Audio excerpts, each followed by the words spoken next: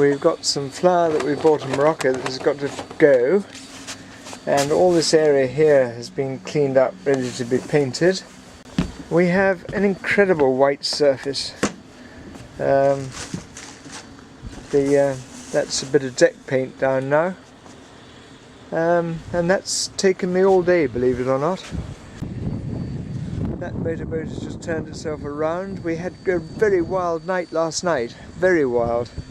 I had to put a line on it, and if you can see the line attached to the side of that motor catamaran there, but we were hard up against this one here and rubbing on the fenders, and it was making a tremendous noise and keeping us awake. So in my pyjamas and my gumboots I got out and changed that. All this stuff up here is because I'm going to paint and tidy up this area tomorrow. So with the next diary, hopefully that'll all be gleaming white again. What else to report, Trish? Very little. The wind's died down again, thank goodness. People are starting to go out in their boats. Lovely and clear, still see the snow on the mountains. Actually, can we see the mountains at the moment? Well, over there. One's behind, you can just see. Friday tomorrow, so we hope at the end of the day to get our Garmin chip, which will give us the information we need to go on from here. Then we'll set off on Saturday when the winds are forecast to be good and the weather good as well. So, another report tomorrow. Generally speaking, Trish is working like a slave inside still, getting all the mould off. And we've just heard that the chip has arrived at the Chandlers. We're hoping to get some gas at 5:30 and some more information on the ports en route from a pub this evening. But as you can see from the Spanish flag that's flying up there, there's a good strong westerly now, actually slightly a southwesterly, and that'll speed us on our way tomorrow.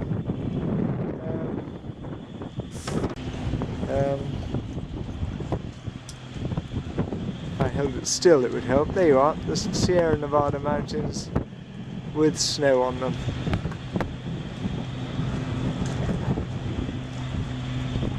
And the tower in close-up.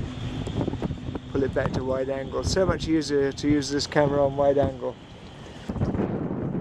Tomorrow we'll be on our way and give you an en route report. Well, it's Saturday now, and as you can probably see, we're on our way. Once again, the wind is absolutely dead on the nose, so we're under engines, although we have had a sail up, only the Genoa, but we've had something up, and it gave us about a knot for about half an hour. So at the moment we're going quite slowly, and that's the story so far. We're not sure where we're going to be tonight, depends on our speed. Well, here's an exciting sight. Sails! Look at that! Actually got sailing. You can tell from the Spanish pennant that it's a bit on the quarter, so I've had to pull the main sheet traveller right over to get any angle, but at least we're sailing. Oh, I do love watching her slice through the water like this. Isn't that a beautiful sight? By slicing through the ocean. And that's where we're making for. I don't know if you can see it. Cabo de Gata. We're going this bay. We just had I think you might just be able to see its wake. A Coast Guard cutter go past us, and this is all the Gulf of Almerimar. And we've gone right across the arc a bit. So. Signing out for a little while, we should be getting some lunch. This is the Cabo de Gata. The lighthouse is actually on the lower side there. Then there's a huge nose of rock. We're now going to be turning northeasterly, or even north, going up towards France. Really quite an inspiring sight, similar to Cape Finisterre. The end of the earth. Passing the Cape a great deal closer now. flying the red ensign. We're entitled to fly the blue ensign, defaced with the Army Sailing Association crest, but we fly the red ensign so as not to wear it out when we're just doing this little trip. There's the lighthouse, and there's the big bluff nose of the cape, and the first of the white rock that gives the Costa Blanca its name. Well, here's a part of Spain you won't see very often. We're on the Costa Blanca, and yet it's really almost completely undeveloped.